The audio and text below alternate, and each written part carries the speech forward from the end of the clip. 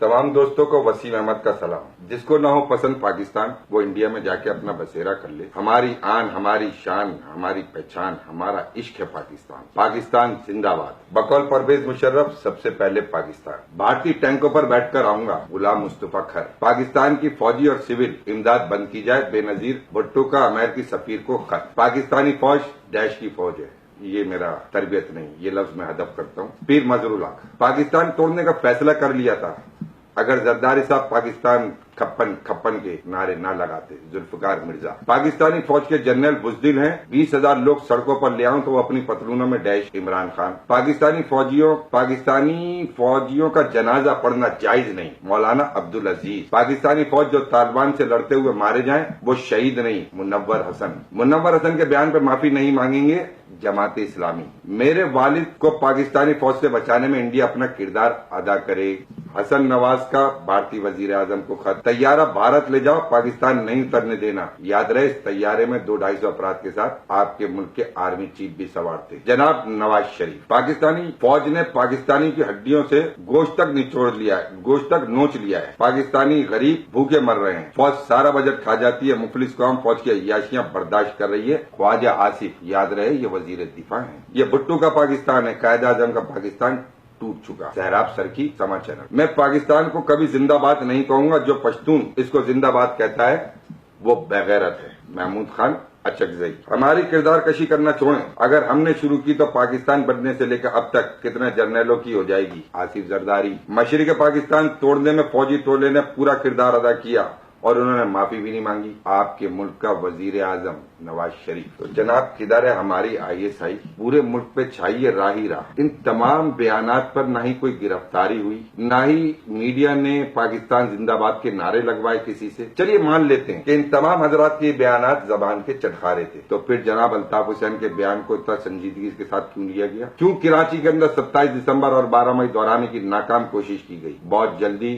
لوگوں کے چہروں پہ سے نقاب اتر گئے ہیں، کچھ اتر گئے ہیں، کچھ اتر جائیں گے۔ سین بڑی جلدی تبدیل ہوں گے۔ دنیا جانتی ہے ناانصافی احساس محرومی باغی بنا اور دولت کی حوث غدار بنا، مودی کا یار بناتی۔ مودی کے یار پہ یاد آیا ہے غالباً 20 اگست 2016 جناب مولانا طاہر القادری صاحب کی ایک تقریر سن رہا تھا میں۔ شاید اسی تقریر سے عوام کا رجحان ہٹانے کی ایک ناکام کوشش تھی یہ جو ابھی کچھ ہوا۔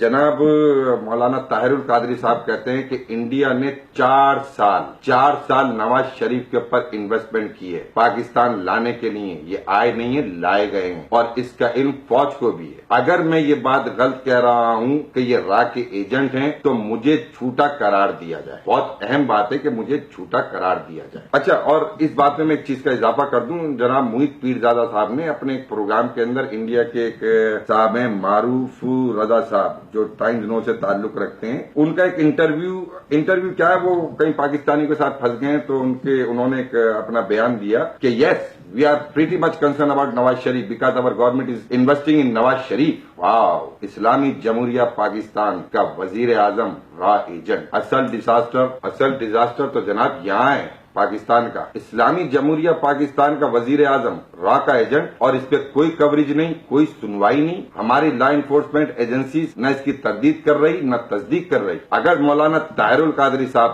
غلط ہیں تو اس کی تردید یا تصدیق تو کی جائے۔ پھر اس سے پہلے جاسمین کے پروگرام میں ذوالفقار مرزا صاحب یہ بیان دے چکے ہیں کہ ملک پاکستان کا ایکس پریزیڈنٹ جناب آصف زرداری را ایجنٹ ہیں، میرے پاس ان کے ثبوت ہیں۔ تو یہ ملک میں ہو کیا رہا ہے؟ ہر طرف را ایجنٹ ناقابل برداشت ہے جب پاکستان کا دشمن ہے، چاہے اس میں میرا سگا ہی کیوں نہ ہو۔ تو جناب بحیثیت پاکستانی آپ بھی حق رکھتے ہیں، میں بھی حق رکھتا ہوں پوچھنے کا، ہماری لا انفورسمنٹ ایجنسیاں کہاں ہیں؟ وہ کون سی مجبوریاں ہیں جس نے ان کے ہاتھ باندھ رکھے ہیں؟ کیا پاکستانی قوم نے اپنی لا انفورسمنٹ ایجنسیوں کو کا مرال بلند کرنے کے لیے جدوجہد نہیں کری؟ کوئی کمی چھوڑی بھی ہے؟ قوم کو کس لیے دھوکے میں رکھا جا رہا ہے؟ کمال ہو گیا پاکستان میں۔ پاکستان کا ایکس پریزیڈنٹ جناب آصف زرداری را ایجنٹ، پاکستان کا موجودہ پرائم منسٹر جناب نواز شریف را ایجنٹ، ہر طرف راہ ہی راہ کے نعرے راہ ہی راہ کی بات۔ تو پھر اس کا مطلب ہے میڈیا کا یہ بیان درست کہ x chief justice of Pakistan جناب افتخار چودھری اور ان کے ساتھ 5 ججوں کو انڈیا سے فنڈنگ ہوتی تھی، لیجیے جوڈیشری بھی بکتی۔ تو اس کا مطلب یہ ہے کہ پاکستان میں صرف واحد ایک شخص جس کا نام ہے Pervez Musharraf, ex chief of the army staff, x